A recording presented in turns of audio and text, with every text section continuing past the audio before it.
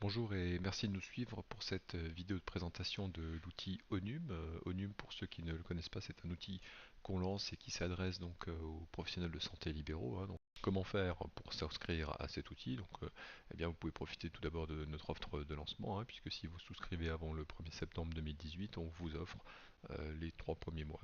Donc, comment faire pour s'inscrire? Eh ben, c'est très simple, hein. Vous pouvez vous rechercher dans la base de données, hein. Donc, on est interfacé avec le RPPS. Donc, en pratique, si je me recherche ici, voilà, vous voyez que j'apparais là, Kunz Manervé, c'est moi, je clique là.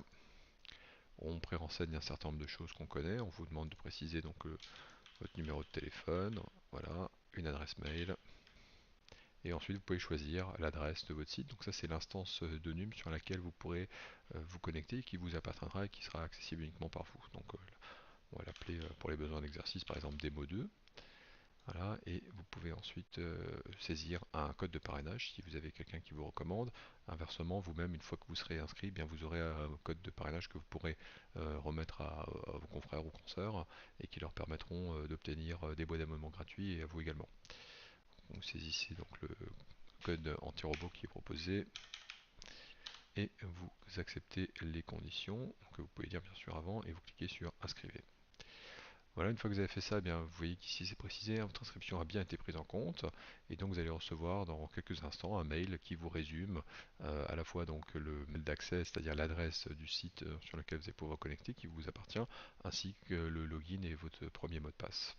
Voilà, donc vous vous connectez sur votre mail, hein, et donc vous pouvez constater ici qu'on vous venez de recevoir un email qui vous rappelle donc l'instance que vous venez de choisir, hein, avec l'URL qui vous est propre. On vous rappelle votre identifiant et on vous donne votre premier mot de passe qu'on va bien évidemment changer rapidement. Comment ça va se passer? Donc vous allez cliquer sur le lien, hein, qui va vous ouvrir l'adresse donc de votre nouveau site, hein. Vous pouvez vous connecter donc avec le login et le mot de passe qui vous a été proposé ici dans le mail. Vous cliquez sur connexion.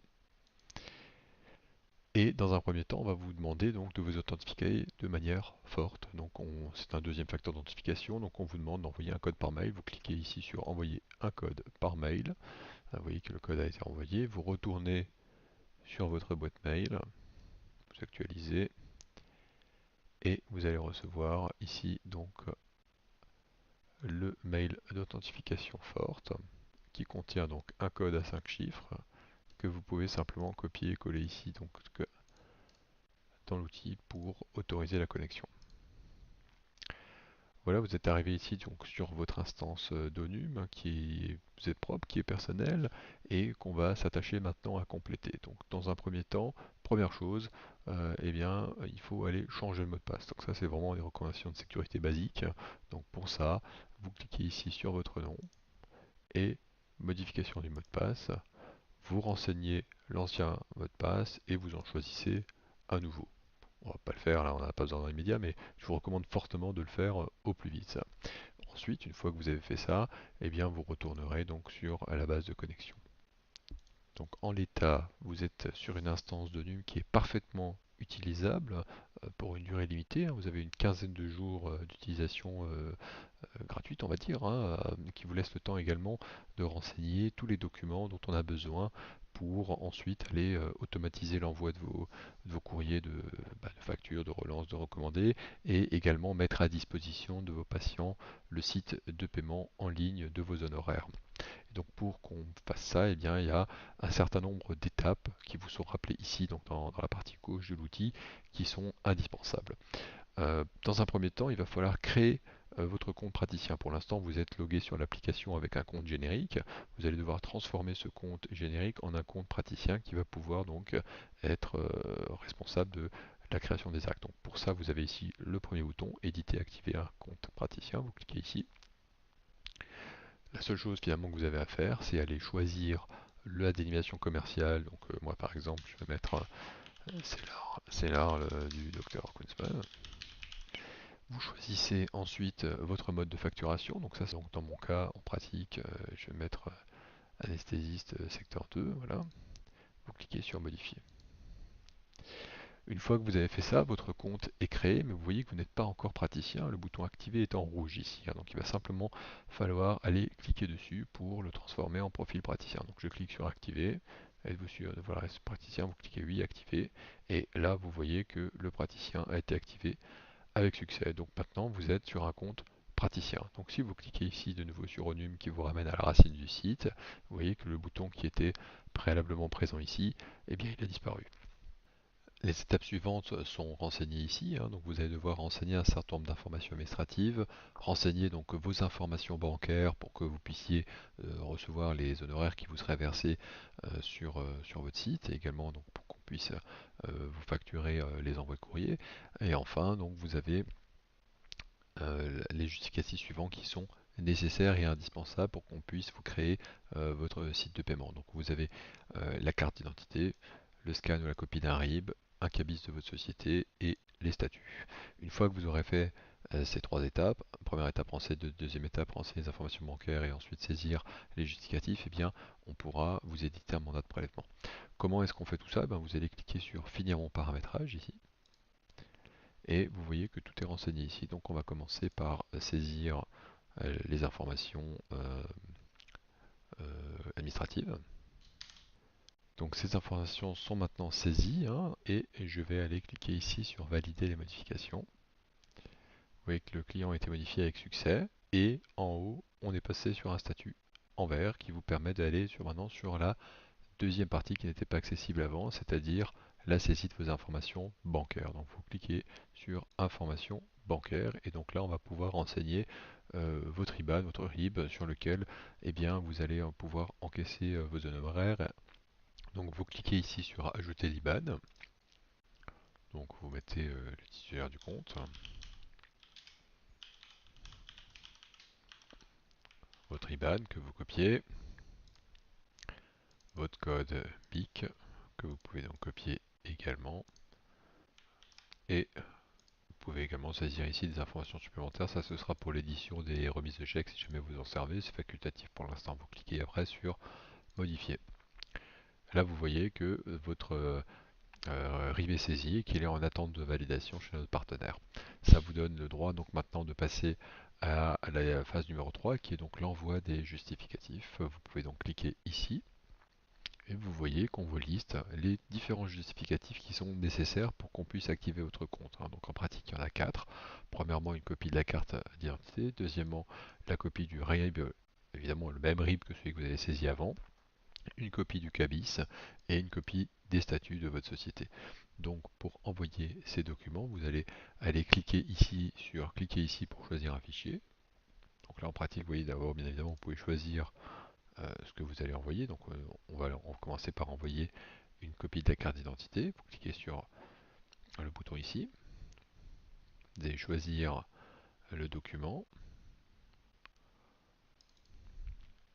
Le document est en train d'être envoyé. Vous voyez qu'il a été envoyé. On peut le visualiser en cliquant ici. Vous allez ensuite donc saisir le RIB. Donc vous choisissez ici le RIB. Vous recliquez ici et vous choisissez le RIB que vous envoyez. Et enfin donc le cabis, idem. Vous cliquez sur le cabis et vous voyez, donc là il m'avertit que j'ai oublié de choisir que c'était le cabis que je voulais faire. Donc hop, je vais revenir ici, tac, et je choisis sur le cabis.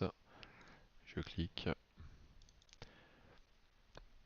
il est envoyé. Et enfin, le dernier, c'est les statuts. Donc on va chercher les statuts dans la liste. Et vous cliquez ici et vous choisissez donc votre fichier chez vous. Et vous l'envoyez. Là, à ce moment-là, vous voyez ici, il y a marqué tous les justificatifs requis ont bien été envoyés. Les documents seront validés par la plateforme sous 24 à 48 heures. Donc c'est en général plutôt 24 que 48. Et vous voyez ici que vous êtes dans un statut d'attente. Il vous restera donc finalement à saisir les informations du mandat dans un deuxième temps. Donc là, pour les besoins de la vidéo, on va aller valider ces justificatifs chez nous et on va reprendre avec la validation du mandat. Donc on revient effectivement, en général c'est 24 heures après, on a validé les justificatifs. Vous voyez que ici c'est passé en vert, et donc là maintenant vous allez pouvoir finir le paramétrage de votre instance avec la validation donc, du mandat de prélèvement.